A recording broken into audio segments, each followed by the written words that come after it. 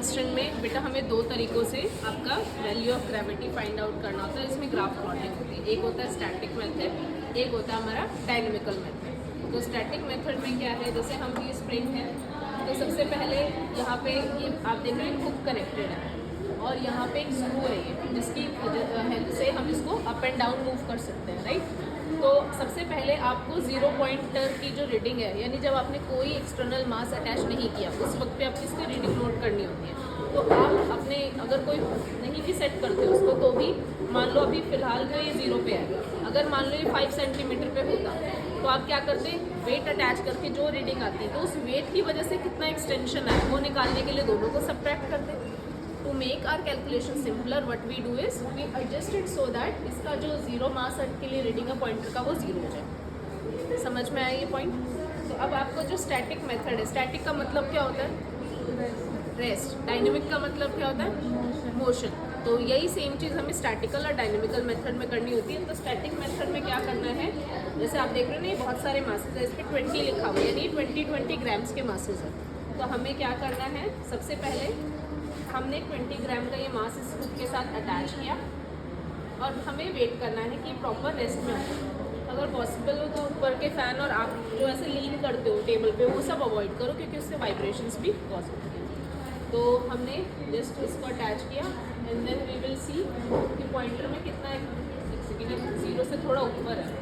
Let me adjust it first ताकि pointer exactly 0 पे हो जाए।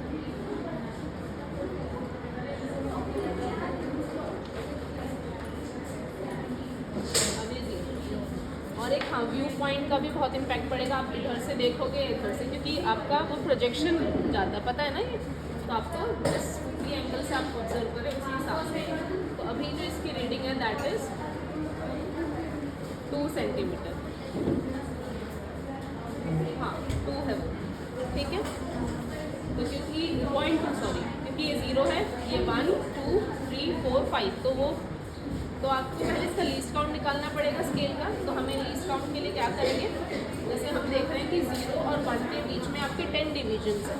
तो अगर 10 डिवीजन जो है वो आपके 1 सेंटीमीटर के बराबर है, तो एक डिवीजन की वैल्यू कितनी होगी बेटा, 1/10 सेंटीमीटर, यानी कि 0.1। तो अगर 2 डिवीजन पे वो पॉइंटर है तो 2 मतलब 0.2 हो गया। ये वेरी कर सकता है, अगर मान लो 4 होते या बीच में 5 होते, अकॉर्डिंगली हमेशा ये ज़रूर कैलकुलेट किया करो, ठीक है। अब इसके लिए आपने क्या करना है, ये रीडिंग 0.2 जैसे इन्होंने नोट किया, तो 0.2 ये 1 लिखा हुआ है आगे। तो 20 ग्राम्स के लिए अब किलोग्राम में कन्वर्ट करोगे तो 0.02 आ जाएगा।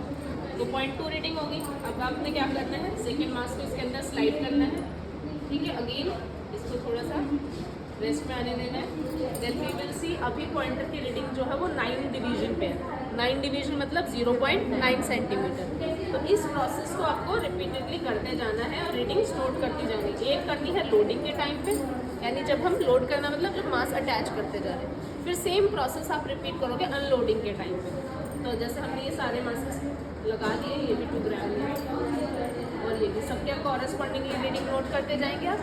फिर जब आपने एक बार ये किया तो सेम लोडिंग के टाइम पे भी, अभी जैसे कितने मासेस है 1 2 3 4 5 है, तो 5 20 ग्राम के मास यानी टोटल 100 ग्राम हो गया। तो 100 ग्राम की तो वही सेम रीडिंग आ जाएगी।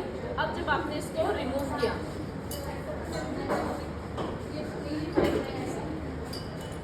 तो ये हो सकता है कि जो आपकी पहले थी 80 ग्राम्स की रीडिंग वो भी आ जाए, और समटाइम्स वो नहीं भी आती, क्योंकि देखो ओवर द टाइम जब ये यूज़ हो रहा है तो हो सकता है कि इसका जो एक्सटेंशन है वो प्रॉपरली रिकवर ना करे बिकॉज ऑफ दैट फोर्स। पता है ना विद टाइम स्ट्रेस और स्ट्रेन हुक्स लॉ जो हम पढ़ते हैं, राइट। तो हो सकता है वो एग्जैक्ट रीडिंग भी आ जाए और हो सकता है कुछ डिफरेंस भी आ जाए। तो ये सेम चीज़ आप अनलोड करते हो, रीडिंग नोट करोगे, फिर आप दोनों का मीन लोगे और एक्सटेंशन निकालोगे एंड देन ग्राफ प्लॉट करोगे। किसके बीच में, आपके लोड वर्सेस एक्सटेंशन। फिर वहाँ से एक वैल्यू आएगी जी की जो फॉर्मूला है आपका, ठीक है। दूसरा मेथड होता है हमारा डायनेमिकल मेथड। उसमें क्या करना है, हमें मोशन करनी है। तो मोशन कैसे करती है, मान लीजिए सपोज अभी 80 ग्राम के लिए करना है। सबसे पहले इसको रेस्ट में रखा। अब इसका मीन वैल्यू हमें पता ही है, स्टैटिकल में हम निकाल चुके हैं। या तो आप इसको थोड़ा सा पुश कर दो ऊपर की तरफ, जिससे क्या होगा, एक रीस्टोरिंग फोर्स एक्ट में आके जैसे ही मैंने रिलीज़ किया ये क्या करेगा, वर्टिकल ऑसिलेशन करेगा। आपको हार्मोनिक ऑसिलेशंस रखने हैं इसमें, तो इसीलिए एम्पलीट्यूड स्मॉल देना है। अगर आप ऐसे करोगे क्या हो रहा है, जर्की मोशंस हो रहे हैं और बैक एंड फोर्थ भी ये मूव कर रहा है, स्विंग कर रहा है, वो हमें नहीं चाहिए। हमें प्योरली वर्टिकल प्लेन में ऑसिलेशंस चाहिए होते हैं। Is that okay? तो आपने क्या करना है, अवॉइड करना है, या तो बिल्कुल बस पकड़ के छोड़ो ताकि सिर्फ वर्टिकल ऑसिलेशन हो, या फिर होल्ड करके थोड़ा सा एंड जस्ट रिलीज। और इस टाइम पे कोई भी टेबल पे इस पर टैपिंग नहीं करेगा, इधर उधर नहीं करेगा, क्योंकि वो ऑसिलेशंस को इम्पैक्ट करेगा। जैसे ऑसिलेशन स्टार्ट हुए, स्टॉप वॉच को स्टार्ट करना है और आपको 20 ऑसिलेशंस काउंट करने हैं। अब वो कैसे काउंट करेंगे, आपने कोई भी एक मैक्सिमा चूज कर लिया, उस मैक्सिमा से जाके वापस उसी मैक्सिमा पे आ गया तो एक ऑसिलेशन हो गया। ज़रूरी नहीं मीन पोजीशन पे ही करो, क्योंकि मैक्सिमा वाला हमारे लिए नोटिस करना आसान है। ठीक है, आप 20 ऑसिलेशंस काउंट करोगे, स्टॉप करोगे वॉच को, टाइम नोट करोगे। रीड कैसे करना है, इसमें बेटा ये लिखा है ना, ये फर्स्ट आगे वाला जो है आपका मिनट, ये सेकंड और ये 100th ऑफ सेकंड। तो अभी जो ऐसे इसकी रीडिंग है 18.81 सेकंड, इसको ऐसे रीड करो। समझ में आ गया? तो अगेन इसमें भी दोनों टाइम लो, लोडिंग के टाइम पे भी अलग अलग मासेस का टाइम नोट करना है और अनलोडिंग के टाइम पे भी। फिर उससे क्या होगा, आपका 20 ऑसिलेशंस का टाइम आया आपके पास, सपोज 18.81 जो भी है। अब टाइम पीरियड क्या होता है, time taken by one oscillation, right? तो अगर 20 का टाइम है 18.81, तो वन ऑसिलेशन का कितना होगा, डिवाइड बाय 20 कर दोगे 18.81 को, राइट? तो वो टाइम पीरियड आ गया। टाइम पीरियड निकाल लिया, हर एक मास के अकॉर्डिंगली आपने पहले मीन लोगे, फिर टाइम पीरियड निकालोगे। ठीक है, अब टाइम पीरियड निकालने के बाद क्या करना है, टी स्क्वायर, और अगेन आपको T square versus M graph plot करना है। ठीक है, ग्राफ प्लॉटिंग फिर मैं सिखाऊंगी, पहले आप इतना पार्ट कर लीजिए। ओके।